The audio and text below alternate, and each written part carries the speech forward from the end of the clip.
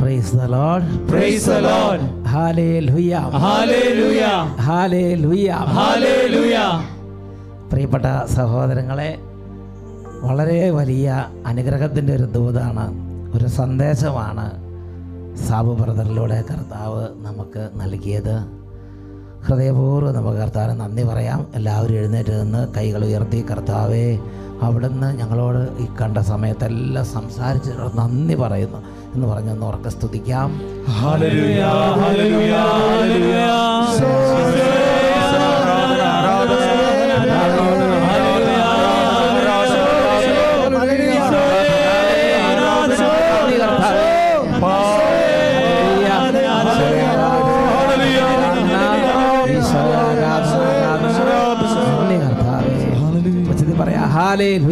Hallelujah.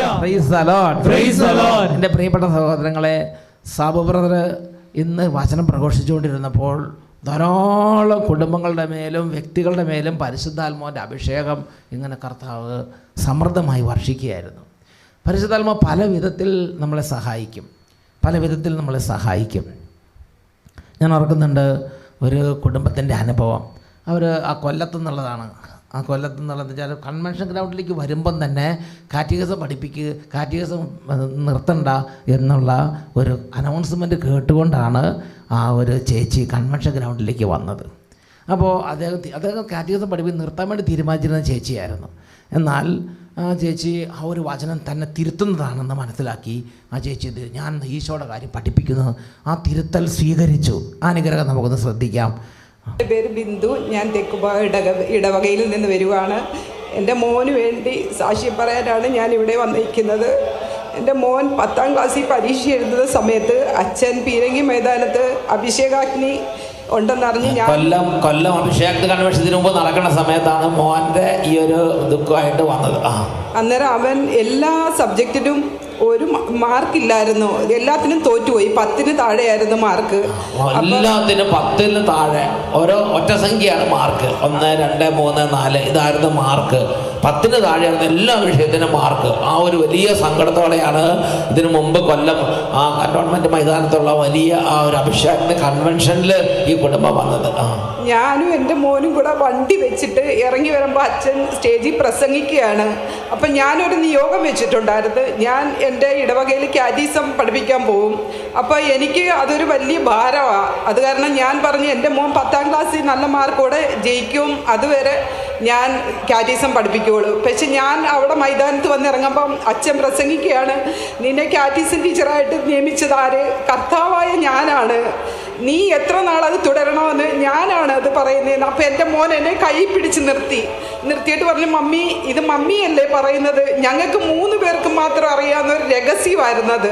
അത് വട്ടായിലച്ഛൻ പറയുമ്പം ഞാൻ അവിടെ നിന്ന് വിറയ്ക്കുമായിരുന്നു. കർത്താവെ, ഞാൻ ഇനി എന്ത് ചെയ്യും? പക്ഷെ ഞാൻ ഇന്നും കാറ്റഗറിസം ടീച്ചറായിട്ട് തുടരുന്നുണ്ട്. 7 വർഷം ഈശോ പറയണത്തോളം കാലം കാറ്റഗറിസം പഠിപ്പിച്ചോളാന്ന് പിന്നെ ഹൃദയം കൊണ്ട് തീരുമാനം. അതുപോലെ തന്നെ എൻ്റെ മോൻ ആൻറ്റിയുടെ വീട്ടിലായിരുന്നു നിന്നിരുന്നത്. ഈ 3 വർഷം എൻ്റെ കൂടെ അവൻ വളരെ ഉളപ്പി പോയിക്കൊണ്ടിരിക്കുകയായിരുന്നു. വീണ്ടും അവൻ എന്നോട് പറഞ്ഞ് 1 മാസം തികച്ചില്ല എക്സാമിന്, ഞാൻ മുഖത്തലേ പോവുക, ആൻറ്റിയുടെ വീട്ടിൽ പോവുക എന്ന് പറഞ്ഞ് ഇവൻ പരീക്ഷ എഴുതി റിസൾട്ട് വരുന്നതിൻ്റെ അന്ന് ഞാൻ പടത്തിൻ്റെ റൂമിൽ ഇരുന്ന് കരയുക. ഇവൻ തോറ്റ് പോയി, അതെനിക്ക് ശക്തി തരണേ കർത്താവേ, അത് അക്സെപ്റ്റ് ചെയ്യാൻ എനിക്ക് പറ്റണേ എന്ന് പറഞ്ഞ് അവൻ്റെ റിസൾട്ട് വന്ന് കെമിസ്ട്രി, ഫിസിക്സ്, മാത്സ്, ബയോളജി 4 സബ്ജക്റ്റിന് അവന് ഫുൾ A+ഉം 2 Aയും നല്ല വിജയം കൊടുത്ത് കർത്താവ് ബുദ്ധിശക്തി വർദ്ധിപ്പിച്ച് ആ കൺവെൻഷന് വന്നിട്ട് അച്ഛനെ കണ്ട് ബ്ലസ് ചെയ്യുന്ന സമയത്ത് ഈ അമ്മച്ചി പറഞ്ഞു, എൻ്റെ മോനെ 10ന് താഴെയാണ് അച്ഛൻ എല്ലാത്തിലും മാർക്ക്. അപ്പം അച്ഛൻ 2 കരം ശിരസിൽ വെച്ചിട്ട് മോനെ പഠിക്കാനുള്ള കൃപയ്ക്ക് വേണ്ടി അച്ഛൻ പ്രാർത്ഥിച്ചു. അങ്ങനെ ഇവർ വീട്ടിൽ പോയി.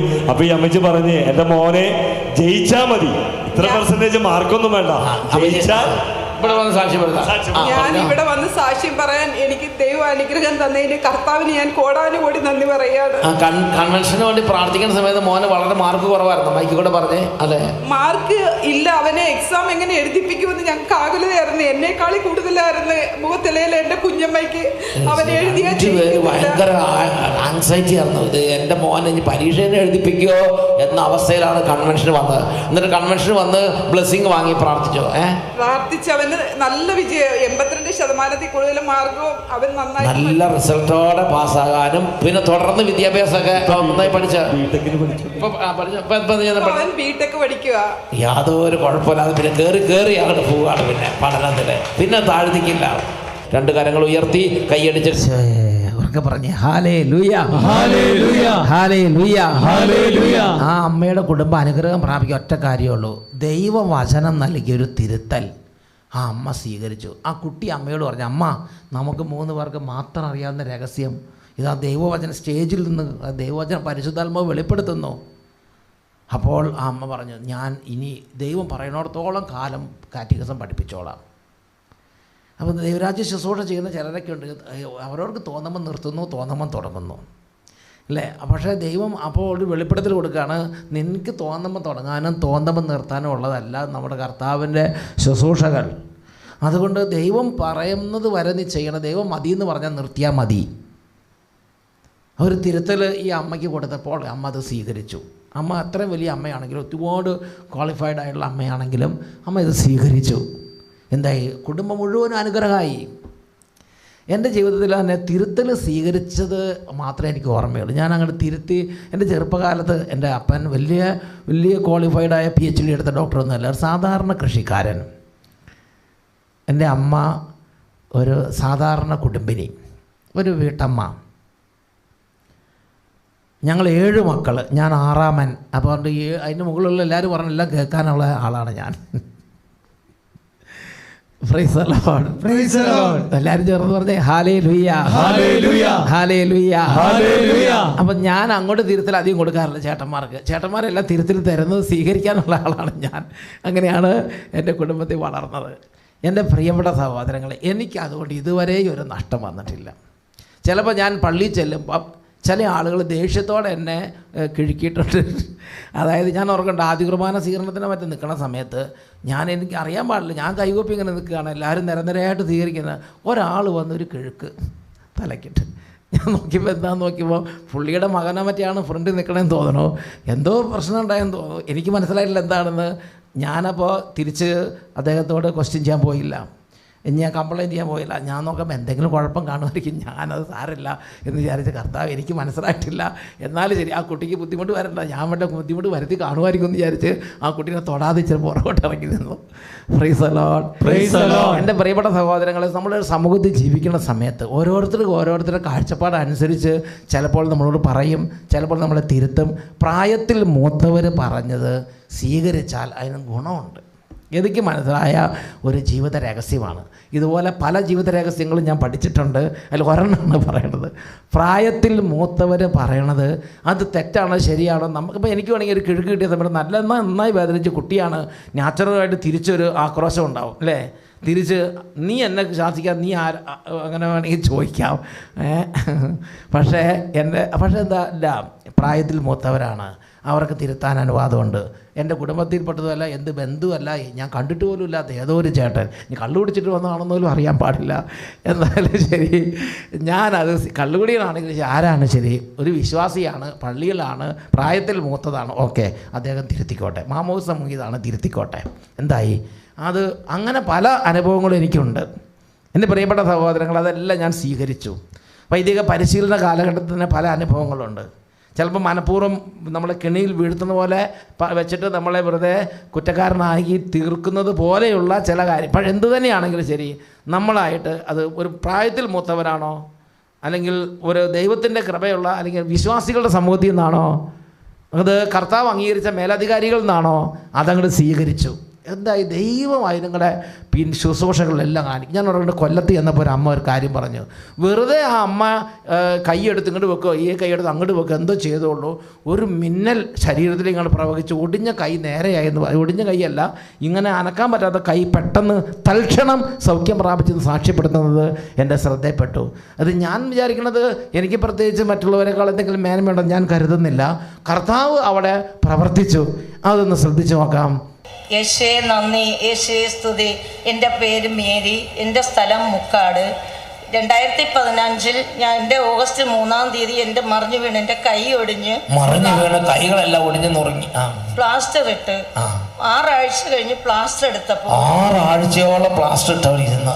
എൻ്റെ കൈ തളർന്നു പോയി. എൻ്റെ കൈക്ക് രക്തോട്ടമില്ലായിരുന്നു. കൈ തളർന്നു പോയി, രക്തോട്ടം ഇല്ലാതെയായി. കൈ ചലിക്കുന്നില്ല. അങ്ങനെ ഞാൻ ഇവിടെ 2016 കൊല്ലം ബൈബിൾ കൺവെൻഷൻ നടക്കുന്ന സമയത്ത് ഞാനിവിടെ വന്ന് അപ്പോഴേ അച്ഛൻ ഇങ്ങനെ ഗേറ്റിൻ്റെ അടുത്തുനിന്ന് നടന്നു വരികയായിരുന്നു. അപ്പോഴേ എൻ്റെ മനസ്സിൽ ഇങ്ങനെ പറഞ്ഞ് അച്ഛനെ ഒന്ന് തൊടുക എന്ന്. അപ്പോഴും ഞാൻ നടുക്കോട്ട് എഴുന്നേറ്റ് വന്ന് നിന്ന് എൻ്റെ വലത് കൈ കൊണ്ട് ഇടത് കൈ പൊക്കി അച്ഛൻ്റെ കൈകളിലേക്ക് വെച്ചു. അപ്പോഴും മിന്നലടിക്കുന്ന കണക്ക് എൻ്റെ തലയിലേക്കൊരു ശക്തി പ്രവഹിച്ചു. അപ്പോഴ് ഞാൻ പോയി പഴയ സ്ഥാനത്തിരുന്ന് ഞാൻ എൻ്റെ കൈകളിങ്ങനെ മലർത്തി നോക്കിയപ്പോൾ എൻ്റെ കൈ മലർന്നു. പതുക്കെ കൈ ഇങ്ങനെ മലർന്നു. എനിക്ക് കൈ ചലിക്കാൻ പറ്റുന്നു. അങ്ങനെ ഞാൻ പതുക്കെ കൈ അടിച്ചു. സ്തുതിപ്പിൻ്റെ സമയത്ത് ഞാൻ എൻ്റെ കൈ പൊക്കി. ഈ കൈ പൊക്കി ഞാൻ എൻ്റെ യേശുവിന് നന്ദി പറഞ്ഞു. ഈ കൈ ശരിക്കും ഒടിഞ്ഞിട്ട് ഇങ്ങനെ പൊക്കാനൊന്നും പറ്റാതിരിക്കുകയല്ലായിരുന്നോ? അതെ അതെ. അത് അന്ന് ആ സമയത്ത് തന്നെ അന്ന് തന്നെ സൗഖ്യം പ്രാപിച്ചോ? ഇത്രയും പൊങ്ങി ആ നിമിഷം എനിക്ക്. ആ സമയത്ത് അന്ന് തന്നെ കൈ ഇത്രയും പൊങ്ങി, കൈ അടിക്കാൻ പറ്റി. കൈ ഇങ്ങനെ തിരിക്കാൻ പറ്റില്ലായിരുന്നു. കൈയൊക്കെ മലർന്ന് ശരിക്കും സാധാരണ പോലെയായി. കൈ പൂർണ്ണമായി പൊങ്ങി. ഇപ്പോൾ ഞാൻ എൻ്റെ ഈ കൈ ഉയർത്തി യേശുവിന് കോടി നന്ദി പറയുന്നു. പിന്നെ ഒരു പ്രാവശ്യം ഇതിനൊക്കെ അഭിഷേകത്തിന് ധ്യാനം കണ്ടുകൊണ്ടിരിക്കുമ്പോൾ ഈ കൈയുടെ ഈ എല്ല് ഒരു ചെറിയ നാരങ്ങ വലിപ്പത്തിൽ പൊങ്ങിയിരിക്കുകയായിരുന്നു. ആ എല്ല് അഭിഷേകത്തിന് ധ്യാനം നടക്കുന്ന സമയത്ത് അച്ഛൻ പറഞ്ഞു കൈ ഉയർത്തി സ്തുതിക്കുകയായിരുന്നു. ആ സ്തുതിപ്പിൻ്റെ സമയത്ത് എൻ്റെ കയ്യിൽ പെട്ടെന്നൊരു വേദന അടിച്ച എല്ലിൻ്റെ ഭാഗത്ത്. അത് കഴിഞ്ഞ് നോക്കുമ്പോൾ എൻ്റെ കൈ പഴയ പോലെ ഒരു നാരങ്ങ പോലെ പൊന്തിയിരുന്ന ആ മുഴ താന്ന് സാധാരണ പോലെയായി. അതെ അതെ. അത് അഭിഷേകത്തിന്റെ സമയത്ത് കർത്താവ് കൊടുത്ത വലിയൊരു അത്ഭുതം. എനിക്ക് 2 പ്രകടമായ ഹീലിംഗ് കർത്താവ് അഭിഷേകത്തിന് ശുശ്രൂഷാനുബന്ധിച്ച് കൊടുത്തു. ഒന്ന് കൺവെൻഷൻ ഗ്രൗണ്ടിൽ വെച്ച്, ഇവിടെ കൊല്ലം കൺവെൻഷൻ ഗ്രൗണ്ടിൽ വെച്ചല്ലേ ആദ്യത്തത് ഇല്ലേ കൈ ഇങ്ങനെ പൊങ്ങിയത്. 2016 ലാസ്റ്റ് അഭിഷേകത്തിന് കൺവെൻഷനിൽ ഇങ്ങനെ വരുന്ന സമയത്ത് അന്ന് തന്നെ ഗ്രൗണ്ടിൽ വെച്ച് കർത്താവ് സുഖപ്പെടുത്തി. ഒന്ന് ചെന്ന് പറഞ്ഞേ ഹല്ലേലൂയ ഹല്ലേലൂയ ഹല്ലേലൂയ ഹല്ലേലൂയ. സംസാരിച്ചത് അങ്ങനെ തന്നെയല്ലേ? ഈ ഇടത്തെ കൈ കൊണ്ട് വലത്തെ കൈ എടുത്ത് ഇങ്ങനെ പയ്യെ പൊക്കി അച്ഛൻ്റെ ശരീരത്തേക്ക് വെച്ചപ്പോൾ പെട്ടെന്ന് ഇങ്ങനെ ഇതാണ്. ഈ കൈ ശരിക്കും പൊങ്ങില്ല. ഈ കൈ കൊണ്ട് മറ്റേ കൈ കൊണ്ട് ഈ കൈ എടുത്ത് ഇങ്ങനെ വെച്ചു. ഇങ്ങനെ അങ്ങോട്ട് വെച്ചോളൂ. അപ്പോഴേക്കും ഒരു മിന്നൽ പോലെ ഉണ്ടായി. ആ സമയത്ത് എന്താ അനുഭവം ഉണ്ടായത്? മൈക്ക് കൂടെ പറ. ആ സമയത്ത് എന്താ മിന്നലടിക്കുന്ന പോലെയാണ് എൻ്റെ കൈകൾക്ക് അനുഭവപ്പെട്ടത്. അപ്പോഴേ എൻ്റെ കൈ ഞാനിങ്ങനെ ചിന്തിച്ച് കൈ ഇങ്ങനെ മലർത്തി നോക്കുമ്പോൾ കൈ മലർന്ന് കൈ ഇങ്ങനെ ചെറുതായിട്ട് പൊങ്ങി. ഇപ്പോൾ ഞാൻ എൻ്റെ കർത്താവിനെ പൂർണ്ണമായി സ്തുതിക്കുന്നു. ആ കൈയിലേക്ക് യേശുവിന്റെ നന്ദി സ്തുതി ആരാധനയാണ്. ഉച്ചത്തിൽ പറഞ്ഞേ ഹല്ലേലൂയ ഹല്ലേലൂയ. എൻ്റെ പ്രിയപ്പെട്ട സഹോദരങ്ങളെ, നമ്മുടെ ചെറുപ്പകാലത്തിലും നമ്മൾ പഠിക്കുന്ന കാലത്തെല്ലാം ചിലപ്പോൾ അകാരണമായി പോലും നമ്മൾ ശാസിക്കപ്പെട്ടേക്കാം. ശാസനം കിട്ടിയാൽ സ്വീകരിക്കുക. ഞാൻ കണ്ണു അടച്ച് പറയാം, ശാസനം കിട്ടിയാൽ സ്വീകരിച്ചോളൂ. നിങ്ങൾക്ക് ഒരു മുതൽക്കൂട്ടാണത്. നിങ്ങൾക്ക് വലിയൊരു അസറ്റാണത്. ഒരു കമ്പനി തുടങ്ങുമ്പോൾ കമ്പനിക്കുള്ള ആദ്യം എന്താ ഒരു സാധനം ഉണ്ടല്ലോ, ഒരു മുതൽക്കൂട്ടല്ലല്ലോ അതിൻ്റെ മൂലധനം. നമ്മുടെ വൈദ്യ വിദ്യാർത്ഥികളൊക്കെ ടോപ്പാണ്. മൂലധനം, ഒരു ക്യാപിറ്റൽ അല്ലേ? അതേമാതിരി നിങ്ങളുടെ ജീവിതത്തിൻ്റെ ഒരു മുതൽക്കൂട്ടാണ് നിങ്ങളുടെ ചെറുപ്പത്തിലും നിങ്ങളുടെ യൗവനത്തിലും നിങ്ങൾക്ക് കിട്ടുന്ന തിരുത്തലുകളും നിങ്ങൾക്ക് കിട്ടുന്ന കറക്ഷൻ. നല്ല സ്വരത്തിൽ പറഞ്ഞേ ഹല്ലേലൂയ ഹല്ലേലൂയ ഹല്ലേലൂയ ഹല്ലേലൂയ. ഇപ്പം തന്നെ അനോയിന്റിങ്ങിന് വേണ്ടി പ്രാർത്ഥിച്ചാലോ? ഇത് നിങ്ങൾ ആഗ്രഹിക്കുന്നുണ്ട്. ഞാനിത് സ്വീകരിച്ചു, എനിക്കൊന്നും അനുഗ്രഹമായി. പ്രഭാഷകന്റെ പുസ്തകത്തിൽ 3-ാം അധ്യായത്തെ 5-ാമത്തെ വാക്യം. അന്ന് തൊട്ട് ഇന്ന് വരാനുള്ള അനുഗ്രഹം എനിക്ക് നടക്കണ്ട. ഞാൻ ഓർക്കട്ടെ, വേറൊരു ദിവസം സ്കൂളിൽ നിന്ന് പബ്ലിക്കായിട്ട് അസംബ്ലി കൂടുന്ന സമയത്ത് ഒരു മാഷ് വന്ന് ഒറ്റയടി. അകാരണമായിട്ടാണെന്നാണ് ഞാൻ വിചാരിക്കുന്നത്. നിങ്ങൾ വിചാരിക്കും വട്ടാലച്ചൻ അടി കിട്ടിയിട്ടില്ലെന്ന്. അങ്ങനെയൊന്നുമല്ല, നല്ല അടി കിട്ടിയിട്ടുണ്ട്. Price the Lord. അതുകൊണ്ട് എനിക്ക് തിരുത്താൻ ന്യായമായ അവകാശമുണ്ട്. Hallelujah. Hallelujah. Praise the Lord. Praise the Lord. Praise the Lord. Praise the Lord. എൻ്റെ കൂടെയുള്ളവരൊക്കെ നന്നായിട്ട് ഞാൻ ശാസിക്കുകയും തിരുത്തുകയും ചെയ്യും. കാരണം ഞാൻ നന്നായിട്ട് ശാസനവും തിരുത്തലൊക്കെ സ്വീകരിച്ച് വളർന്നതാണ്. അതുകൊണ്ട് ഇതുവരെ എനിക്കൊരു ദോഷം ഉണ്ടായിട്ടില്ല. എനിക്ക് ഉപകാരം മാത്രമേ അതുവഴി ഉണ്ടായിട്ടുള്ളൂ. ഞാൻ അന്നൊന്ന് റിബല്ലാകാനോ എതിർക്കാനോ ഞാൻ അവരെന്താ ചെയ്ത് അവർക്കെതിരെ കേസ് കൊടുക്കാനോ ഒന്നും നിന്നില്ല. ഞാനൊരു കേസ് കൊടുത്താൽ ധാരാളം നഷ്ടപരിഹാരം കിട്ടേണ്ട പല വിഷയങ്ങളും ഉണ്ടായിട്ടുണ്ട്. എനിക്ക് ആ നഷ്ടപരിഹാരം വേണ്ട. ഒരു സ്യൂ ചെയ്യാനും ഞാൻ പോണില്ല. അതെനിക്ക് വേണ്ട. ആ സഹോദരങ്ങളിലൂടെ വന്ന തിരുത്തലുകളും അവരുടേതായ ഓരോ സമയത്ത് ഇടപെടലുകളും എൻ്റെ പ്രിയപ്പെട്ട സഹോദരങ്ങൾ, എൻ്റെ തിരുസഭ അധികാരികൾ എനിക്ക് തന്നിരിക്കുന്ന തിരുത്തലുകളും ഇതെല്ലാം ഞാൻ സന്തോഷത്തോടെ എടുക്കുന്നു. അതുകൊണ്ട് എന്താ, ദൈവം കൃപ വർദ്ധിപ്പിക്കുന്നു, ദൈവം കൂടെ നിൽക്കുന്നു. പ്രഭാഷകൻ 3:5 എന്താ ഇതിനകത്ത് എഴുതിയിരിക്കുന്നത്? അതെങ്ങനെയാണ് പറയണത്? അവൻ്റെ പ്രാർത്ഥന കർത്താവ്, പിതാവിനെ ബഹുമാനിക്കുന്നവനെ അവൻ്റെ മക്കൾ സന്തോഷിപ്പിക്കും. അവൻ്റെ പ്രാർത്ഥന കർത്താവ് കേൾക്കും. നമ്മുടെ ഒച്ചയുടെ നമ്മൾ പ്രാർത്ഥിക്കുമ്പോൾ സ്വരം ഉയർത്തുന്നതുകൊണ്ട് മാത്രമാണ് കർത്താവ് പ്രാർത്ഥന കേൾക്കണമെന്ന് വിചാരിക്കരുത്. നമ്മൾ പ്രാർത്ഥിക്കുമ്പോൾ കാണിക്കുന്ന രംഗ ചിത്രീകരണം കൊണ്ടാണ് കാര്യങ്ങളെല്ലാം സ്വീകാര്യമാകണമെന്ന് നമ്മൾ ചിന്തിക്കരുത്. ഇതൊരു നാടകം കളിയാണെന്ന് വിചാരിക്കരുത് പ്രാർത്ഥനയും ശുശ്രൂഷകളൊക്കെ. എൻ്റെ പ്രിയപ്പെട്ട സഹോദരൻ, അതിന് പിന്നിൽ നമ്മൾ വചനാനുസൃതമായ തിരുത്തുകളൊക്കെ സ്വീകരിച്ചു കൊണ്ടുള്ള ശിഷ്യത്വത്തിൻ്റെ ഒരു ജീവിതം, എളിമയുടെ ഒരു ജീവിതം, അതുണ്ടെങ്കിൽ എന്താ ഗുണം? നമ്മൾ പിന്നെ കർത്താവേ എന്ന് പറയുമ്പം ഒന്നും ഇനി പറഞ്ഞില്ലെങ്കിൽ പോലും ഒരാൾ നമ്മളോട് മധ്യസ്ഥ പ്രാർത്ഥന ആവശ്യപ്പെട്ടാൽ മതി, ദൈവമേ നമ്മളൊന്ന് വിളിച്ചവർ നെറുവേർപ്പെട്ടാൽ മതി, ആ കുടുംബത്തെ ദൈവം അനുഗ്രഹിക്കും.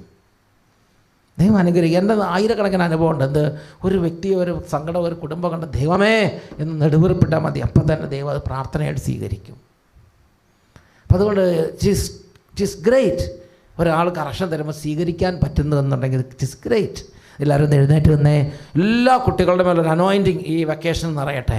ഇന്ന് വിശുദ്ധ ഗീവർഗീസ് പിതാവിൻ്റെ തിരുനാൾ ദിവസം, വിശുദ്ധ ഗീവർഗീസ് പുണ്യാളൻ്റെ മധ്യസ്ഥതയിൽ ഇന്ന് എല്ലാവരുടെ മേലും ഒരു അനോയിൻറ്റിങ് നിറയട്ടെ. എല്ലാ വൈദിക വിദ്യാർത്ഥികളുടെ മേലും, കുടുംബങ്ങളുടെ മേലും, പാരൻസിൻ്റെ മേലും, യവന ഇതിലായിരിക്കുന്നവരുടെ മേലും, കുട്ടികളുടെ മേലും, ടീനേജേഴ്സിൻ്റെ മേലും, കുട്ടികൾ കിഡ്സിൻ്റെ മേലും, എല്ലാത്തിൻ്റെ മേലും അഭിഷേകം വന്ന് നിറയട്ടെ. ഉച്ചത്തിൽ സ്തുതിക്കാം. ഹല്ലേലൂയ, ഹല്ലേലൂയ. ഈ സമയം രോഗികൾ സൗഖ്യം പ്രാപിക്കട്ടെ. ഹല്ലേലൂയ, ഹല്ലേലൂയ. സ്തുതിക്കുക. ഹല്ലേലൂയ, ഹല്ലേലൂയ. യേശുവേ ആരാധന, യേശുവേ ആരാധന, ആരാധന, ആരാധന.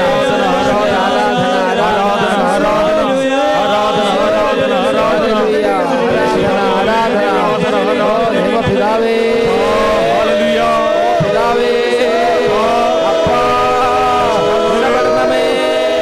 ആബാ പിതാവേ, ആബാ പിതാവേ. കൈകൾ ഉയർത്തി സ്വർഗീയ പിതാവിന്റെ അനന്തമായ അഭിഷേകം, കൃപയുടെ അഭിഷേകം, ദൈവസ്നേഹത്തിന്റെ അഭിഷേകം, അനുസരണത്തിന്റെ അഭിഷേകം, വിശുദ്ധിയുടെ അഭിഷേകം ഇപ്പോൾ കുഞ്ഞുങ്ങളിലേക്ക് നിറയട്ടെ, കുടുംബങ്ങളിലേക്ക് നിറയട്ടെ, പേരൻസിലേക്ക് നിറയട്ടെ. കൈകൾ ഉയർത്തി ഉച്ചത്തിൽ വിളിക്കുന്നു, ആബാ പിതാവേ, പിതാവേ, ആബാ പിതാവേ, അപ്പാ പിതാവേ, പിതാവേ, അപ്പാ. ആബാ പിതാവേ, വലിയ ദൈവസ്നേഹം ഇപ്പോൾ നിറയുന്നു. ആബാ പിതാവേ,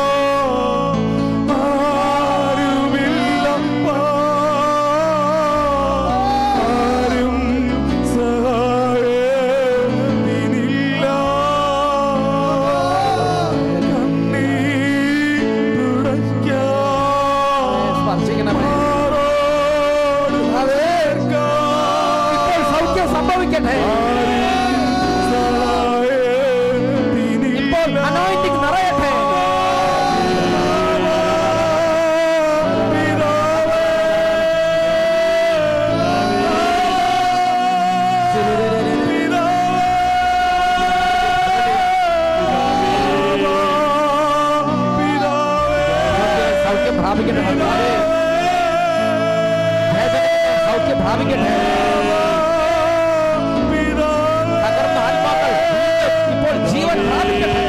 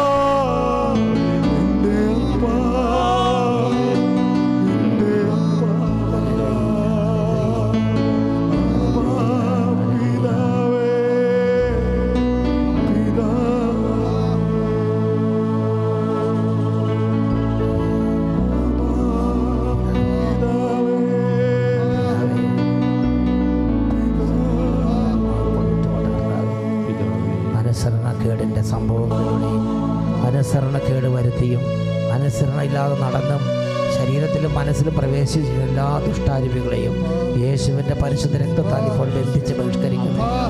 കർത്താവേ, പാരമ്പര്യമായും ജനിച്ച നാൾ തൊട്ടും ഓർമ്മ വെച്ച കാലം തൊട്ടും ഒന്നിന് പറയുക ഒന്നായി അനുസരണക്കേട് കാണിച്ചും ധിക്കാരം കാണിച്ചും എതിർത്തും മത്സരിച്ചും വിമത സ്വഭാവം കാണിച്ചും തമ്മിത്തല്ലിയും കർത്താവേ താന്തോന്നിത്തുന്ന വഴി നടന്നും അന്ധകാര ശക്തികൾക്ക് പ്രവേശനം കൊടുത്ത് ഇന്ന് പൈശാചിക പീഡകളിലിരിക്കുന്ന ആത്മാക്കൾ, ജീവിതങ്ങൾ, കുടുംബങ്ങൾ, സമൂഹങ്ങൾ യേശുവിന്റെ നാമത്തിൽ തിരുരക്ത ശക്തിയാൽ ഇപ്പോൾ വിടുതൽ പ്രാപിക്കട്ടെ.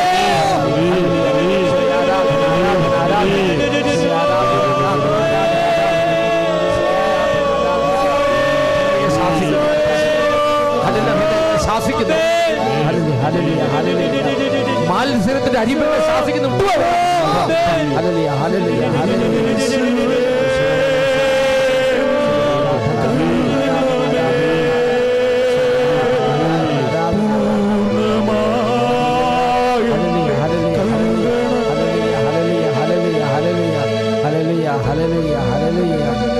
ആരാധന, ആരാധന, ആരാധന.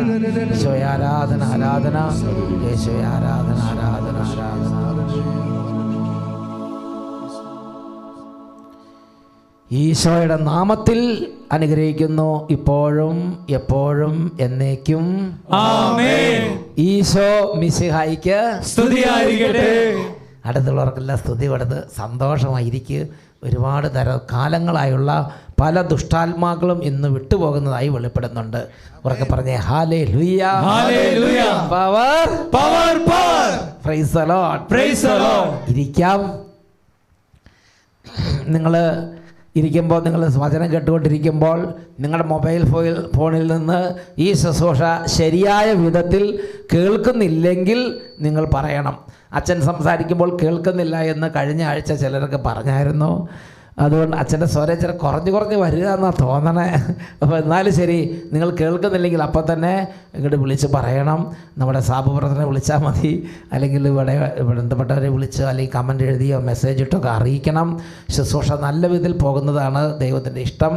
അതുകൊണ്ട് അച്ഛൻ പരമാവധി സ്വരത്തിലാണ് പറഞ്ഞുകൊണ്ടിരിക്കുന്നത്. അതുകൊണ്ട് നിങ്ങൾ കുറവുണ്ടെങ്കിൽ അപ്പം തന്നെ അറിയിക്കണമെന്ന് സ്നേഹപൂർവ്വം അഭ്യർത്ഥിക്കുകയാണ്. ഈ ഹോളി സ്പിരിറ്റ് ഈവനിങ് ശുശ്രൂഷയെ കൂടുന്ന എല്ലാവരും തന്നെ ഒരു കുടുംബ രൂപയിലാണ് കൂടുന്നത്. ഇന്ന് ആദ്യമായിട്ട് വന്നുള്ളവരുണ്ടെങ്കിൽ നിങ്ങളോട് ഞാൻ പ്രത്യേകം അഭ്യർത്ഥിക്കുകയാണ്, നിങ്ങൾ വലിയ ഒരു ഒരു പ്രബന്ധം അവതരണം കേൾക്കാൻ എന്നതുപോലെ ഇരിക്കരുത്. ഒരു കുടുംബമായിട്ട്, ഒരു കുടുംബ അരുവിൽ സ്നേഹത്തോടെ ഇരിക്കുക. സ്നേഹമുള്ള ഹൃദയങ്ങളിലേക്ക് കർത്താവ് പരിശുദ്ധാത്മാവിലൂടെ തൻ്റെ സ്നേഹം ചൊരിയുന്ന ശുശ്രൂഷയാണ് ഹോളി സ്പിരിറ്റ് ഈവനിങ് എന്ന് പറയുന്നത്. അപ്പോൾ അതുകൊണ്ട് വലിയ പ്രബന്ധാവതരണം അല്ല ഇവിടെ നടക്കുന്നത്. ഇവിടെ കർത്താവിൻ്റെ ആത്മാവിൻ്റെ പകരലാണ് ഹോളി സ്പിരിറ്റ് ഈവനിങ് ശുശ്രൂഷ നടക്കുന്നത് എന്ന് ഞാൻ നിങ്ങളോട് പറയാണ്. Power power power praise the Lord praise the Lord hallelujah hallelujah. ഇത് കേട്ട് ഒത്തിരി പേര് വൈദികരാകാൻ വരുന്നത് ഞാൻ പലപ്പോഴും കണ്ടിട്ടുണ്ട്. I am so happy about you my dear beloved children. Hallelujah hallelujah praise the Lord praise the Lord. ഇന്ന് അച്ഛനെ നിങ്ങളോട് പങ്കുവെക്കാനുള്ളത് ബുക്ക് ഓഫ് സിറ, പ്രഭാഷകന്റെ പുസ്തകം 16-ാം അധ്യായം 1 തൊട്ട് 6 വരെ തിരുലിഖിതങ്ങൾ. Book of Sira 16 chapter verses 1 to 6. ഇങ്ങനെയാണ് ദൈവത്തിൻ്റെ വചനം വായിക്കുന്നത്. So okay, you can read together loudly please. കൊള്ളരുതാത്ത മക്കളുടെ കൂട്ടത്തെ ആഗ്രഹിക്കരുത്. കൊള്ളരുതാത്ത മക്കളുടെ കൂട്ടത്തെ ആഗ്രഹിക്കുക. കൊള്ളരുതാത്ത മക്കൾ, കൊള്ളരുതാത്ത മക്കൾ. സ്വർഗത്തിൽ കൊള്ളരുതാത്ത മക്കളുണ്ടായിരുന്നു. ആരാന്നറിയാവോ? അതാണ് ലൂസിഫറും കൂട്ടരും. വിമത സ്വഭാവം, എതിർപ്പ്, ദൈവത്തോട് മാത്സര്യം. ലൂസിഫറും അവൻ്റെ സംഘാംഗങ്ങളും. അപ്പം ഭൂമിയിലും കൊള്ളരുതാത്ത മക്കളായി മാറുന്ന ആദവും ഹവ്വയും എപ്പോഴാണ് കൊള്ളരുതാത്തതായി മാറി? അനുസരണക്കേട് കാണിച്ചപ്പോൾ, നിഷേധികളായി മാറിയപ്പോൾ. കൊള്ളരുതാത്ത മക്കളുടെ കൂട്ടത്തെ നീ ആഗ്രഹിക്കരുത്. അടുത്തത് വായിക്കൂ. ദൈവഭയമില്ലാത്ത പുത്രരിൽ ആനന്ദിക്കുകയും അരുത്. ദൈവഭയമില്ലാത്ത പുത്രരിൽ കറക്ഷൻ സ്വീകരിക്കുന്നില്ല. തന്നിഷ്ടത്തിന് നടക്കണം. എൻ്റെ ഇഷ്ടത്തിന് എഴുന്നേക്കും, എൻ്റെ ഇഷ്ടത്തിന് കഴിക്കും, എൻ്റെ ഇഷ്ടത്തിന് പോകും, എൻ്റെ ഇഷ്ടത്തിന് കൂട്ടുകൂടും. കറക്ഷൻ സ്വീകരിക്കാത്ത, ദൈവഭയമില്ലാത്ത മക്കളിൽ നീ ആനന്ദിക്കരുത്. നീ കരയണം, നീ മുട്ടുകുത്തണം, നീ വേവലാതിപ്പെടണം, നീ പുരയ്ക്ക് തീ പിടിച്ചതുപോലെ നീ കർത്താവിനോട് പ്രാർത്ഥിച്ചുകൊണ്ടിരിക്കണം. കൊള്ളരുതാത്ത, ദൈവഭയമില്ലാത്ത പുത്രരിൽ നീ ആനന്ദിക്കരുത്. അടുത്തത്, ദൈവഭയമില്ലാത്ത പുത്രർ പെരുകുമ്പോൾ ആനന്ദിക്കരുത്. ദൈവഭയമില്ലാത്ത പുത്രർ പെരുകുമ്പോൾ ആനന്ദിക്കരുത്. അടുത്തത്, അവരുടെ ദീർഘായുസ്സിലും എണ്ണത്തിലും നിന്റെ പ്രതീക്ഷകൾ അർപ്പിക്കേണ്ട. അവരുടെ ദീർഘായുസ്സിലും എണ്ണത്തിലും, അവരുടെ മികവിലും കഴിവിലും എണ്ണത്തിലും നീ പ്രതീക്ഷകൾ അർപ്പിക്കണ്ട. നിനക്കൊന്നും കിട്ടാൻ പോണില്ല. നീ പ്രതീക്ഷകൾ അർപ്പിക്കണ്ട. അടുത്തത്, കാരണം ദൈവഭയമുള്ള ഒരുവൻ 1000 പാപികളെക്കാൾ മെച്ചമാണ്. ദൈവഭയമുള്ള ഒരുവൻ 1000 പാപികളെക്കാൾ മെച്ചമാണ്. 1000 പാപികൾ ഒരു വീട്ടിലുണ്ടായാലും ദൈവഭയം ഇല്ലാത്ത ഒരുവൻ അപ്പുറത്തുണ്ടെങ്കിൽ ആ ഒരുവനാണ് പവർഫുൾ. ദൈവഭയമുള്ള ഒരുവൻ 1000 പാപികളെക്കാൾ മെച്ചമാണ്. ഓക്കെ, ദൈവഭയം ഇല്ലാത്ത മക്കൾ ഉണ്ടാകുന്നതിനേക്കാൾ ഭേദം അനപത്യനായി മരിക്കുന്നതാണ്. ദൈവഭയം ഇല്ലാത്ത മക്കൾ ഉണ്ടാകുന്നതിനേക്കാൾ ഭേദം അനപത്യൻ എന്ന് പറഞ്ഞ് ഇംഗ്ലീഷ് മീഡിയക്കാർക്ക് ഗ്രഹിക്കാൻ ബുദ്ധിമുട്ടുണ്ടാവും. Am I right? ഓക്കെ, അനപത്യൻ എന്ന് പറഞ്ഞാൽ മക്കളില്ലാതെ മരിക്കുന്നതാണ്. ദൈവഭയം ഇല്ലാത്ത 1000 മക്കൾ ഉണ്ടാകുന്നതിനേക്കാൾ നല്ലത് മക്കളില്ലാതെ മരിക്കുന്നതാണ് എന്നാണ് പറയുന്നത്. അത്രയും വചനം ദൈവഭയവും അനുസരണവും കറക്ഷൻ സ്വീകരിക്കുന്ന കുട്ടികൾക്ക് ഇമ്പോർട്ടൻസ് കൊടുക്കുന്നുണ്ട്. Price the Lord. അടുത്തത് വായിച്ചു നോക്കിക്കേ. വിവേകമുള്ള ഒരുവനാൽ നഗരം ജനനിബിഡമാകും. വിവേകമുള്ള ഒരുവൻ, കറക്ഷൻ സ്വീകരിക്കുന്നവൻ, ദൈവഭയം ഉള്ളവൻ, കർത്താവ് കൂടെയുള്ള ആള്, അദ്ദേഹം വരുമ്പോൾ ഈ കർത്താവ് പ്രവർത്തിച്ച് അവിടെ അഭിവൃദ്ധി, കൃപ, ഉയർച്ച, സമാധാനം, അനുഗ്രഹം. വിവേകമുള്ള ഒരുവനാൽ നഗരം ജനനിബിഡമാകും. എന്നാൽ നിയമനിഷ്ഠയില്ലാത്ത ഒരു വർഗം വഴി, നിഷ്ഠ തിരുത്തലൊക്കെ നിഷ്ഠ വേണം. നിയമനിഷ്ഠ ഇല്ലാത്ത ഒരു വർഗം എന്ന് പറഞ്ഞാൽ എന്താ? ഒരാളല്ല അല്ലേ? More than one. ഒരു വർഗം എന്ന് പറഞ്ഞാൽ ഒന്നിൽ കൂടുതൽ ആളുകളുണ്ടാവും. നിയമനിഷ്ഠയില്ലാത്ത ഒരുപാട് പേര് ഒന്നിച്ചു കൂടിയൊന്നും കാര്യമില്ല. അതുവഴി എന്താണ്? അതുവഴി നിയമനിഷ്ഠയില്ലാത്ത ആളുകളും ഭരണാധികാരികളും അപ്പന്മാരും അമ്മമാരും ഉണ്ടാകുന്നത് വഴി എന്തായി? ദേശം തകർന്നു പോകും, നഗരം തകർന്നു പോകും, രാജ്യം തകർന്നു പോകും. ഇങ്ങനെയുള്ള പലതും എൻ്റെ കണ്ണ് കണ്ടിട്ടുണ്ട്. ഇതിനേക്കാൾ പല വലിയ കാര്യങ്ങളും എൻ്റെ ചെവി കേട്ടിട്ടുമുണ്ട്. പാപികൾ സംഘം ചേരുമ്പോൾ, പാപികൾ എന്ന് പറഞ്ഞാൽ പാപികൾ സംഘം ചേരുമ്പോൾ അഗ്നി ജ്വലിക്കുന്നു, അനുസരണയില്ലാത്ത ജനത ക്രോധം ആളി കത്തിക്കുന്നു. പാപികൾ സംഘം ചേരുമ്പോൾ എന്താണ്? അഗ്നി ജ്വലിക്കുന്നു, അനുസരണയില്ലാത്ത ജനത ക്രോധം ആളി കത്തിക്കുന്നു. എൻ്റെ പ്രിയപ്പെട്ട സഹോദരൻ, എന്താണ് പാപികൾ? പാപികൾ എന്ന് പറഞ്ഞാൽ നമ്മൾ വലിയ മാരകപാപികളെ കുറിച്ച് ചിന്തിക്കുന്നേക്കാൾ ബോധപൂർവം മല്ലടിക്കുന്ന, അതാണ് അനുസരണക്കേടാണ് ഏറ്റവും ആദ്യത്തെ പാപം. അനുസരണക്കേട്, ദ ഫസ്റ്റ് സിൻ. മനുഷ്യവർഗത്തിൻ്റെ ഏറ്റവും ആദ്യത്തെ തകർച്ച അനുസരണക്കേടിൽ ആരംഭിച്ചു. സ്വർഗത്തിലും മാലാഖമാർക്ക് സംഭവിച്ചതും അതുതന്നെയാണ്, അനുസരണക്കേട്. അപ്പോൾ ഈ അനുസരണക്കേട് വന്നു കഴിയും. എങ്ങനെ അനുസരണക്കേട്? അതായത് അനുസരണക്കേടിൽ ഇപ്പോൾ 2 പേരുണ്ടെന്ന് വിചാരിക്കുക. 2 പേരുണ്ടെങ്കിൽ ഒരാളുടെ ഉള്ളിൽ അത് നാമ്പെടുക്കുമ്പോൾ തന്നെ അടുത്ത ആളത് തിരുത്തണ്ടേ? തിരുത്തിയില്ലെങ്കിൽ എന്താവും? തിരുത്തിയില്ലെങ്കിൽ ക്രയവിക്രയങ്ങളിടയിൽ അല്ലെങ്കിൽ കുറ്റികളുടെ ഇടയിൽ കല്ല് ഉറയ്ക്കുന്നത് പോലെ നമ്മുടെ സംസാരത്തിനിടയിൽ പാപം ആണിവേര് താഴ്ത്തി വളർന്നു വരും. അതിനൊരു ഉദാഹരണമാണ് സംഖ്യയുടെ പുസ്തകം 12-ാം അധ്യായം 1 തൊട്ട് 6 വരെ വാക്യങ്ങൾ. Book of numbers chapter 12 versus 1 to 6. അതായത് പാപികൾ സംഘം ചേരുമ്പോൾ എന്താണ്? അവിടെ തിരുത്തൽ നടക്കുന്നില്ല. അവിടെ നടക്കുന്നില്ല. അവിടെ അഗ്നി ജ്വലിക്കും. വായിച്ചു നോക്കിക്കേ. 2 പേര്, അത് വലിയ മഹാപാപികളെന്ന് പറയാൻ പറ്റില്ല. നമ്മുടെ വീട്ടിൽ നടക്കുന്ന കാര്യം തന്നെ ഈ അവസ്ഥ വെച്ച് നോക്കിയാൽ നമ്മുടെ എല്ലാ ഭാര്യ ഭർത്താക്കന്മാരും നമ്മുടെ എല്ലാ സഹോദരി സഹോദരന്മാരും നമ്മൾ കർത്താവിനോട് കരുണയ്ക്ക് വേണ്ടി പ്രാർത്ഥിക്കേണ്ട സ്ഥിതിയിലാണെന്ന് മനസ്സിലാവും. മോശയുടെ ഭാര്യയായ കുഷ്യ സ്ത്രീയെ പ്രതി മിറിയാമും അഹറോനും അവനെതിരായി സംസാരിച്ചു. ആർക്കെതിരായി? മോശയ്ക്കെതിരായി സംസാരിച്ചു. ആര് സംസാരിച്ചു? അഹറോനും മിറിയാമും സംസാരിച്ചു. അഹറോനും മിറിയാമും. എന്തായാലും മോശയോട് ബന്ധപ്പെട്ട 2 പേരാണ് അഹറോനും മിറിയാമും. ആരാണെന്ന് നിങ്ങളൊന്ന് പഠിക്കണം. ഒരു ഹോംവർക്ക് തരികയാണ്. ഈ അഹറോനും മോശയും തമ്മിലുള്ള ബന്ധം, അഹറോൻ്റെ സഹായിയാണ്. മിറിയാമും മോശയും തമ്മിലുള്ള ബന്ധം നിങ്ങൾ പഠിക്കണം. അതൊക്കെ ഹൂ ഈസ് ദിസ് മിറിയാം എന്ന് പഠിച്ചിട്ട് വാ എന്നുറക്കെ പറഞ്ഞേ. ഹല്ലേലൂയ. അപ്പോൾ എന്തായാലും മോശയോട് ബന്ധപ്പെട്ട 2 പേരാണ് അഹറോനും മിറിയാമും. വളരെ ക്ലോസ് ആയിട്ടുള്ളവരാണ് 2 പേരും. അന്യരല്ല എന്ന് ആദ്യം മനസ്സിലാക്കി. ദൈവം കൂട്ടി യോജിപ്പിച്ചവരും കുടുംബത്തിലുള്ളവരൊക്കെ ആയിരിക്കും അത് മനസ്സിലാക്കാത്തത്. അപ്പോൾ എന്ത് ചെയ്തു? ഇവർ 2 പേര് അഹറോനും മിറിയാമും എന്ത് ചെയ്തു? അഹറോനും മിറിയാമും കൂടെ ഒരുമിച്ച് കണ്ടപ്പോൾ അവർ സംസാരിച്ചു. ആർക്കെതിരെ സംസാരിച്ചത്? മോശയ്ക്കെതിരെ സംസാരിച്ചു. എന്തൊക്കെയാണ് സംസാരിച്ചത് എന്ന് ശ്രദ്ധിച്ചു നോക്കിക്കേ.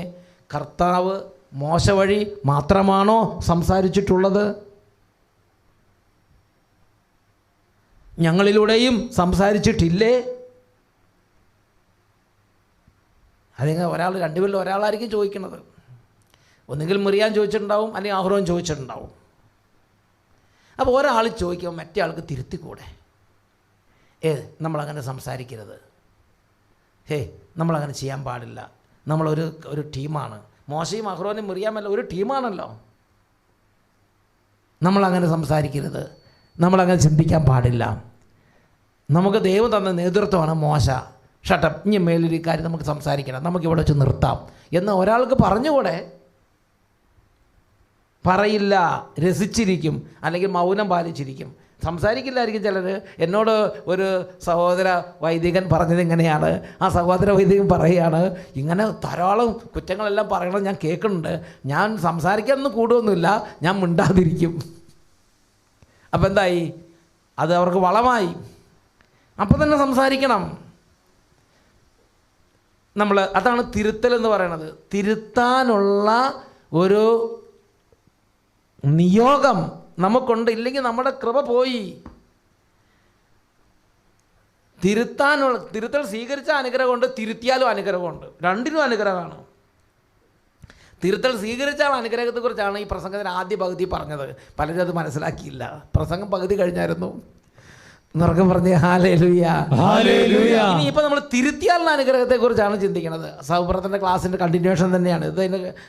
ഇതെല്ലാം ഒരു ടീമാണ്. ഉച്ചത്തിൽ പറഞ്ഞേ ഹല്ലേലൂയ. എൻ്റെ പ്രിയപ്പെട്ട സഹോദരങ്ങളെ, അതാണ് പോപ്പ് ഫ്രാൻസിസ് പറയണത്. ദ ഗ്രേറ്റസ്റ്റ് എക്സ്പ്രഷൻ ഓഫ്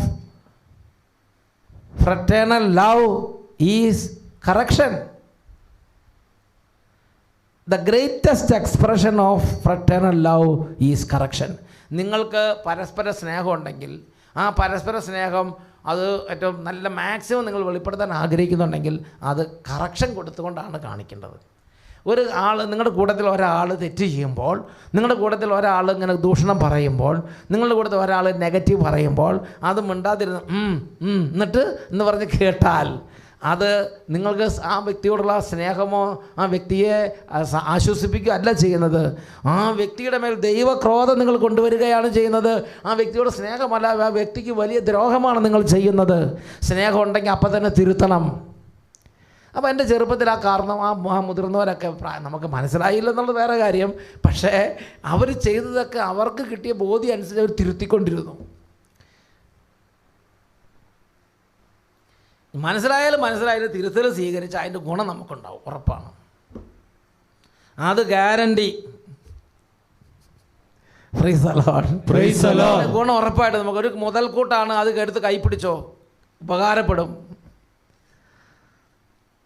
എൻ്റെ പ്രിയപ്പെട്ട സഹോദരങ്ങളെ, അപ്പോൾ ഈ തിരുത്തൽ കൊടുത്താലും അനുഗ്രഹമുണ്ട്. തിരുത്തൽ കൊടുത്താലും അവർക്കും ഗുണപ്പെടും, നല്ല അനുഗ്രഹമായിരിക്കും. എൻ്റെ പ്രിയപ്പെട്ട സഹോദരങ്ങളെ, അപ്പോൾ ഇവിടെ വായിച്ചു നോക്കിയേ.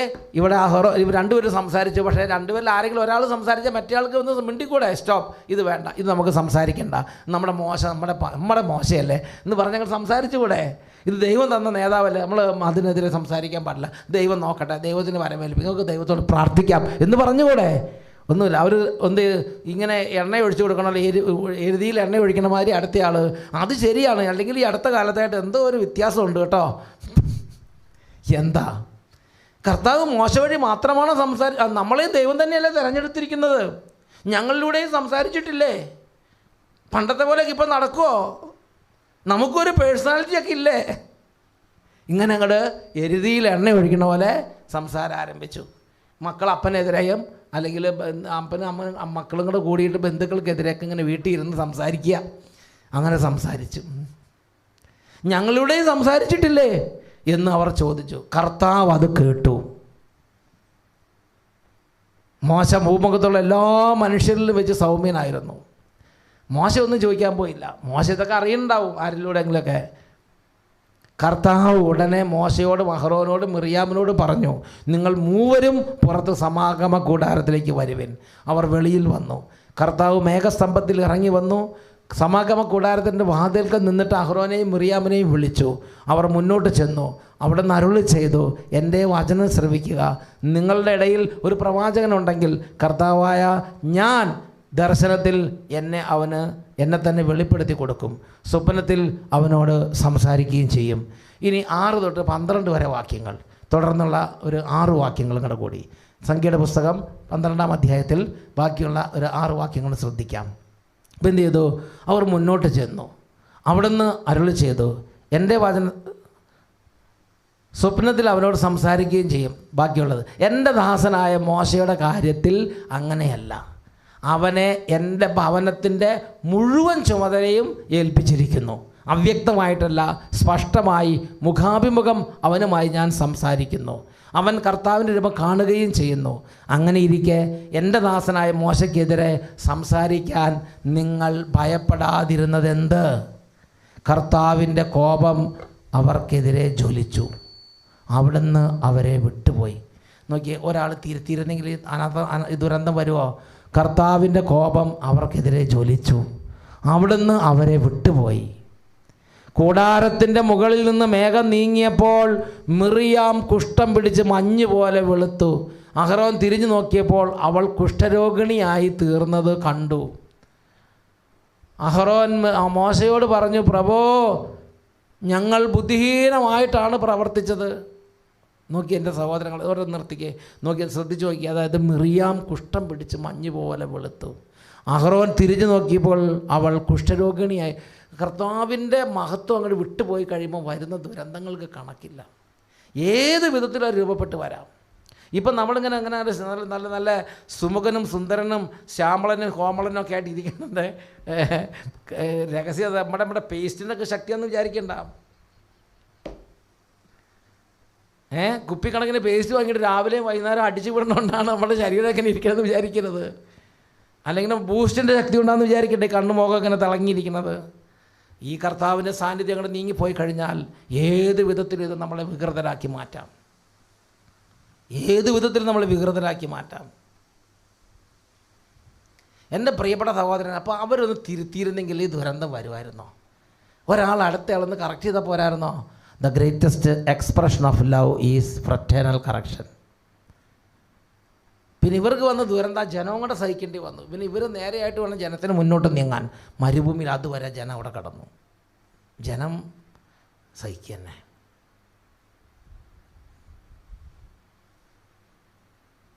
എൻ്റെ പ്രിയപ്പെട്ട സഹോദരങ്ങളെ, നമ്മളുടെ ഒരുപാട് മേഖലകളിൽ നമ്മൾ അനുഗ്രഹിക്കപ്പെടാതിരിക്കുന്നതും നമ്മൾ വളരെ ദുരന്തങ്ങളും ദുരിതങ്ങളും അഭിമുഖീകരിക്കുന്നതും അനുഭവിക്കുന്നതും നമ്മളിങ്ങനെ തിരുത്താത്തത് കൊണ്ട്, കർത്താവിൻ്റെ ചൈതന്യം നീങ്ങിപ്പോയത് കൊണ്ടാണ്. നമ്മുടെ സംരംഭത്തിൽ നിന്ന് കർത്താവിൻ്റെ ചൈതന്യം നീങ്ങിപ്പോയി. നമ്മൾ തുടക്കത്തിൽ ആ സ്റ്റാർട്ടിങ്ങിൽ തന്നെ തിരുത്തിയിരുന്നെങ്കിൽ നിലയ്ക്ക് നിർത്താമായിരുന്നു. അതിനൊരു ഉദാഹരണമാണ്, നിലയ്ക്ക് നിർത്തേണ്ട ഉദാഹരണമാണ്. അതിൻ്റെ ഗ്രേസും കിട്ടി. തിരുത്തിയവർക്ക് തന്നെ ഗ്രേസ് ഉണ്ട്. തിരുത്തിയവർക്ക് കർത്താവ് നല്ല റിവാർഡ് കൊടുക്കും. നല്ല കനത്ത റിവാർഡുണ്ട് തിരുത്തിയാൽ. കുരിശിൽ വലതുവശത്ത് നിന്ന് കള്ളൻ. വിശുദ്ധ ലൂക്കായുടെ സുവിശേഷത്തിൽ 23-ാം അധ്യായം വചനം എത്രയാണെന്നറിയാവോ? 23-ാം അധ്യായം ഞാൻ പറഞ്ഞുതരാം. വചനം ഇപ്പം തന്നെ പറഞ്ഞുതരാം. വിശുദ്ധ ലൂക്കായുടെ സുവിശേഷം 23-ാം അധ്യായം 39 തൊട്ട് 42 വരെ വാക്യങ്ങൾ. ലൂക്ക് 23:39-42. കുരിശിൽ തൂക്കപ്പെട്ടിരുന്ന കുറ്റവാളികളിൽ ഒരുവൻ യേശുവിനെ ദുഷിച്ചു പറഞ്ഞു, നീ ക്രിസ്തുവല്ലേ, നിന്നെയും ഞങ്ങളെയും രക്ഷിക്കുക. എന്താ ഈ 2-3 സെൻറ്റൻസ് അവൻ പറഞ്ഞുള്ളൂ. അവനും 3 പേര് കുരിശിൽ കിടക്കുകയാണ്. കുരിശിൽ ഇങ്ങനെ വേദനിച്ച് അങ്ങനെ ഇരിക്കുന്ന ഇടതുവശത്ത് ഒരുവൻ, അതെന്തെങ്കിലും പ്രത്യേക കാരണം കൊണ്ടായിരിക്കാം അങ്ങനെ പറയുന്നു. ചിലപ്പോൾ വേദനയുടെ ആധിക്യം കൊണ്ടാകാം, ചിലപ്പോൾ ബോഷത്വം കൊണ്ടാകാം, ചിലപ്പോൾ അറിവില്ലായ്മ കൊണ്ടാകാം. നമുക്കറിയാൻ പാടില്ല, നമ്മൾ ആരെയും വിധിക്കാൻ നിൽക്കണ്ട. എന്തായാലും ഒരാൾക്ക് ഇങ്ങനെ ഒരു വിഷമം ഉണ്ടായി. എന്ത്? അയാൾ അറിഞ്ഞോ അറിയാതെയോ വേദനയുടെ ആധിക്യത്താലായിരിക്കണം. അദ്ദേഹം പറഞ്ഞു, നീ എന്തിനാ ഇങ്ങനെ കടന്ന് കളിക്കണത്? നീ ഇത്ര നാൾ ആൾ കളിച്ച് നടന്നതല്ലേ, നീ ക്രിസ്തുവല്ലേ, ഞങ്ങളെ രക്ഷിക്കൂ, നിന്നെയും രക്ഷിക്കൂ, അങ്ങനെ ഞങ്ങൾ ദൈവശക്തിയൊക്കെ ഒന്ന് കാണട്ടെ എന്ന് പറഞ്ഞ് കളിയാക്കുക, ദുഷിക്കുക, പരിഹസിക്കുക. അപ്പം തന്നെ ഇവൻ്റെ വാ പൊളിച്ച് 2 സെൻറ്റൻസ് പറഞ്ഞോളൂ. അപ്പം തന്നെ വലതുവശത്ത് അതേപോലെ കിടക്കണ കള്ളൻ ശ്വാസം കിട്ടണില്ല, ഏതാനും മിനിറ്റുകൾക്കുള്ളിൽ മരിക്കും. ഇനി ഇപ്പോൾ തിരുത്തിയാലുള്ള പ്രതിഫല റിവാർഡ് സ്വീകരിക്കാൻ ജീവിച്ചിരിക്കില്ല, ആൾ മരിക്കും. അത്രയും വക്കത്ത്, മരണത്തിൻ്റെ വക്കത്ത് കിടക്കുകയാണ് കുരിശ് വലതുവശത്ത് നിന്ന കള്ളൻ. ആ കള്ളൻ അവിടുന്ന് ശബ്ദമുയർത്തി, സ്റ്റോപ്പ്, ശബ്ദമുയർത്തി. അദ്ദേഹം പറഞ്ഞു, നീ ദൈവത്തെ ഭയപ്പെടുന്നില്ലേ? ശകാരിച്ചു എന്ന് പറഞ്ഞത് അർത്ഥം, ചേട്ടാ നമ്മളല്ല ഇങ്ങനെ ഒരുപോലെയാണല്ലോ എൻ്റെ ചേട്ടാ പ്ലീസ് ഇപ്പോഴെങ്കിലും ഒരു സമാധാനം താ. അങ്ങനെയല്ല പറയണത്. ചേട്ടാന്നൊന്നും വിളിക്കുന്ന സമയമല്ല. തിന്മ അരങ്ങേറുമ്പോൾ ചേട്ടാന്നല്ല വിളിക്കേണ്ടത്, സ്റ്റോപ്പ് എന്ന് പറയണം. ശകാരിച്ചു, ശാസിച്ചു.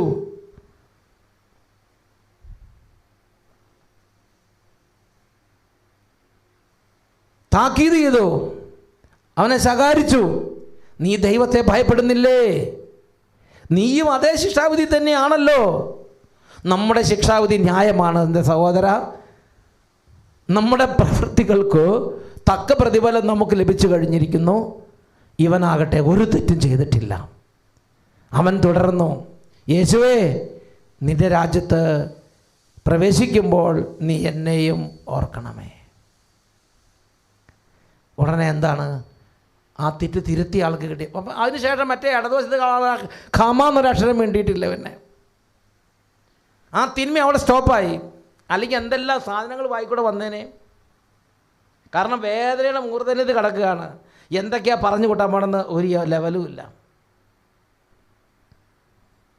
പക്ഷേ ഈ വലതുവശത്ത് കിടന്ന കള്ളൻ ആദ്യത്തെ 2 സെൻറ്റൻസ് കേട്ടോളൂ, അവൻ ഉണർന്നു. അവസാനത്തെ ശ്വാസം വലിച്ച് കുരിശി കിടന്ന് പറയാൻ അത്ര എളുപ്പമല്ല. നിങ്ങളൊരു 10-15 മിനിറ്റ് കൈ ഇങ്ങനെ വിരിച്ച് പിടിച്ചതിന് ശേഷം നിങ്ങൾ സംസാരിച്ച് നോക്കാം, വിവരം മനസ്സിലാവും. ചിലർ കരുണക്കൊന്ത ചെല്ലിയതിന് ശേഷം അവസാനത്തൊക്കെ ചൊല്ലുന്നത് കാണുമ്പോൾ എനിക്കെല്ലാം മനസ്സിലാകുന്നുണ്ട്.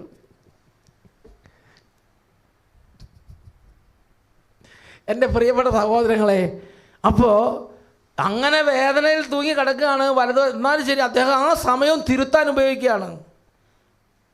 അദ്ദേഹം പറഞ്ഞു, no, I don't agree. Daniel അവരോട് കൂട്ടി വസ്ത്രം കീറിക്കൊണ്ട് പറഞ്ഞില്ലേ, ഞാൻ ഇതിന് കൂട്ടില്ല എന്ന് പറഞ്ഞില്ലേ, അതേമാതിരി ഞാൻ ഇതിന് കൂട്ടില്ല. എന്നിട്ട് പറഞ്ഞു, നമ്മൾ സഹിക്കുന്നത് ന്യായമാണ്, ഈ മനുഷ്യൻ ഒരു തെറ്റും ചെയ്തിട്ടില്ല. ഇവിടെ വരെ തെറിയോ വഴക്കോ ഒന്നും പറഞ്ഞ് തിരുത്തേണ്ട ആവശ്യമില്ല.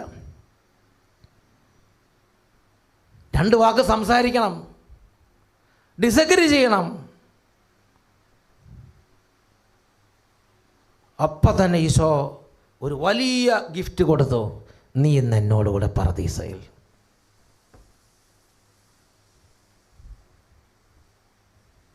തിരുത്തിയാൽ ഒരുപാട് വലിയ റിവാർഡ് ദൈവം തരും.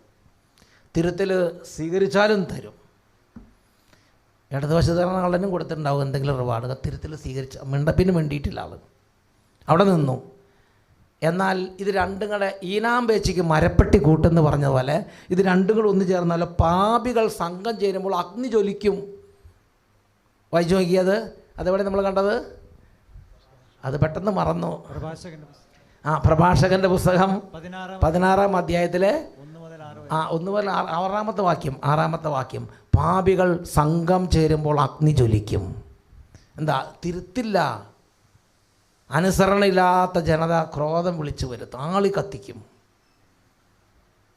കത്തിക്കും. എന്നാൽ വലതുവശത്ത് കള്ളൻ അങ്ങനെയല്ലായിരുന്നു. പഠിപ്പും പത്രാസും കൂടി കഴിയുമ്പം ആരും തിരുത്താതെയാവും.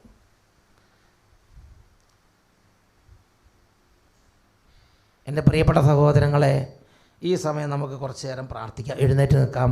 എല്ലാവരും ഒന്ന് എഴുന്നേറ്റ് നിന്നേ. നമുക്ക് ഇന്ന് ഇതിനെക്കുറിച്ച് അല്പനേരം ചിന്തിക്കാം. നിങ്ങളൊരു കാര്യം ചിന്തിക്കണം. റീത്ത പുണ്യവതി പണ്ട് US നിന്ന് ഐനീഷ് സഹോദരി വളരെ ശക്തമായിട്ട് ശുശ്രൂഷയാണ്. ധാരാളം തിരുത്തലുകൾ ഐനീഷ് സഹോദരി സ്വീകരിച്ചിട്ടുണ്ടാവുമെന്ന് ഞാൻ വിചാരിക്കുകയാണ്. ഐനീഷ് സഹോദരി വെരി പവർഫുൾ. അദ്ദേഹം ഒരു കാര്യം പറഞ്ഞ് ഓർമ്മിക്കുകയാണ്. റീത്ത പുണ്യവതിയുടെ അവിടെ ചെന്ന് കഴിഞ്ഞാൽ എത്രയോ കോടിക്കണക്കിന് അത്ഭുതങ്ങളാണ് റീത്ത പുണ്യവതിയുടെ കർത്താവ് പ്രവർത്തിക്കുന്നത്. ആരാണ് ഈ റീത്ത പുണ്യവതി? എങ്ങനെയാണ് റീത്ത പുണ്യവതി? ഈ റീത്ത പുണ്യവതി കല്യാണം കഴിച്ച ഒരു കുടുംബിനിയായിരുന്നു. നല്ല രോഗദൃഢകാർത്തന ഭർത്താവ് ഉണ്ടായിരുന്നു, 2 മക്കളും. അങ്ങനെ കുടുംബമായിട്ട് ഭർത്താവിന് വലിയ വിശ്വാസം ഉണ്ടോയെന്ന് എനിക്ക് കൃത്യം അറിയാൻ പാടില്ല. അങ്ങനെ ഇരിക്കെ കുറച്ച് ദുഷ്ടന്മാർ ഈ ഭർത്താവിനെ കുത്തിക്കൊന്നു. ഈ കുത്തിക്കൊന്ന സമയത്ത് ഈ റീത്തപ്പുണ്യവതിയുടെ മക്കളിത് ആൺമക്കളാണ്, 2 പേര് ഇത് കണ്ടു. അതുകൊണ്ട് ഈ റീത്തപ്പുണ്യവതി ഇങ്ങനെ സങ്കടപ്പെട്ടിരിക്കുന്ന സമയത്ത് ഈ 2 മക്കൾ അപ്പുറത്തുനിന്ന് വളരെ വേദനയോടും വളരെ ഹൃദയപരമായ വികാരത്തോടെ പറഞ്ഞു കേട്ടു, എൻ്റെ അപ്പനെ കുത്തിക്കൊന്നു, ഞങ്ങളുടെ അപ്പനെ കുത്തിക്കൊന്നവരെ ഞങ്ങളും കുത്തിക്കൊല്ലും, ഞങ്ങൾ ജീവിച്ചിരിപ്പുണ്ടെങ്കിൽ അയാളെ ഞങ്ങൾ കുത്തിക്കൊല്ലും. 2 പേര് അപ്പുറത്തിരുന്ന് പറയണത് ഈ റീത്തപ്പുണ്യവതി കേൾക്കുകയാണ്. ഈ റീത്തപ്പുണ്യവതി കർത്താവിനോട് നിലവിളിച്ച്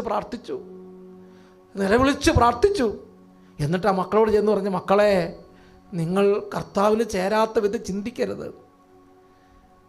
നിങ്ങൾ അങ്ങനെ വൈരാഗ്യത്തിലും വെറുപ്പിലൊക്കെ പെട്ട് നിങ്ങളുടെ ആത്മാവ് നശിച്ചു പോകും.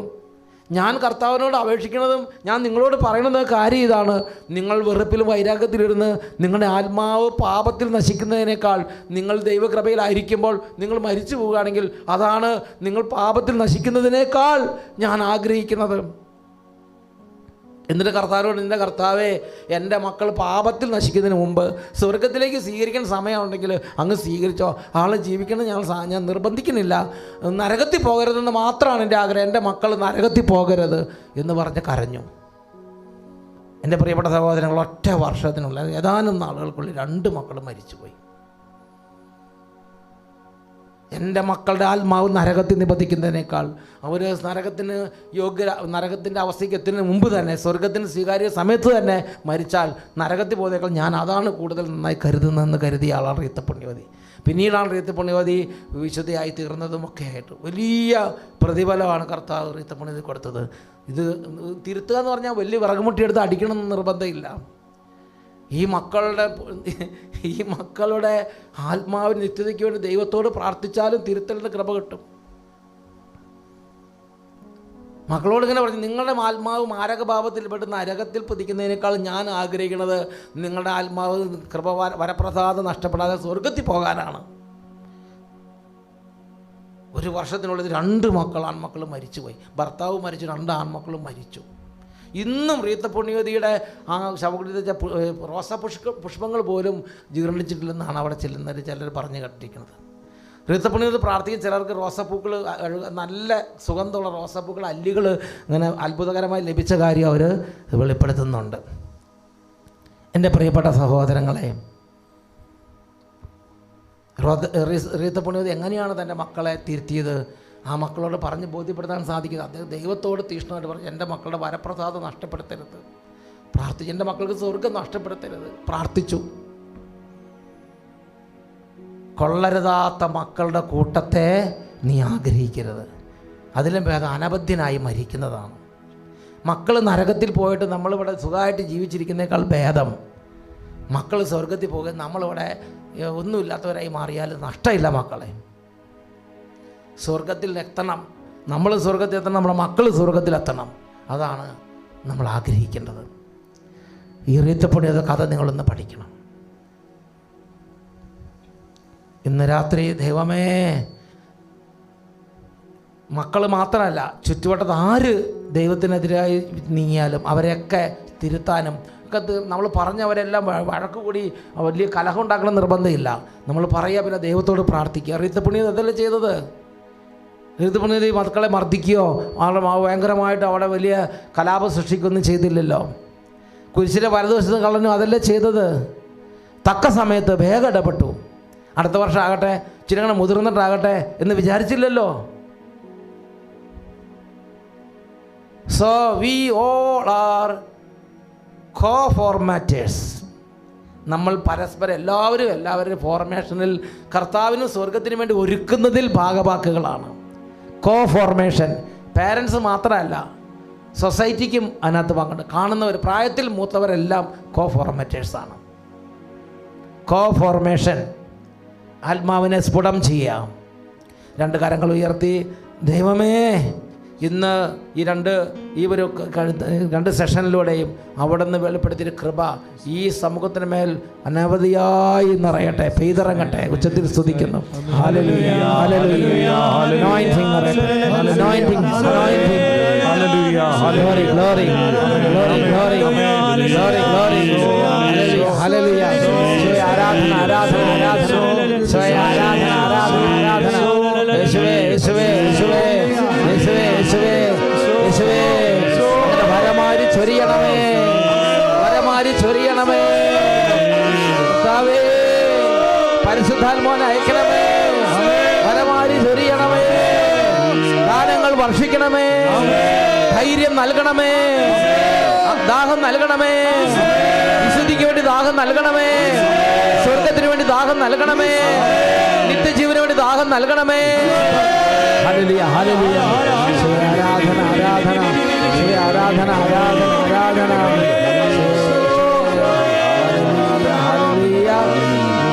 ആരാധന, ആരാധന ഈശോയുടെ നാമത്തിൽ ഇപ്പോഴും എപ്പോഴും എന്നേക്കും ആമേൻ, ആമേൻ, ആമേൻ.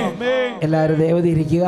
ഇന്ന് തുടർന്ന് പരിശുദ്ധ കുർബാന എഴുന്നള്ളിച്ച് വെച്ച് എല്ലാ കുടുംബങ്ങളെയും കുട്ടികളെ അനുഗ്രഹിച്ച് പ്രാർത്ഥിക്കുകയാണ്.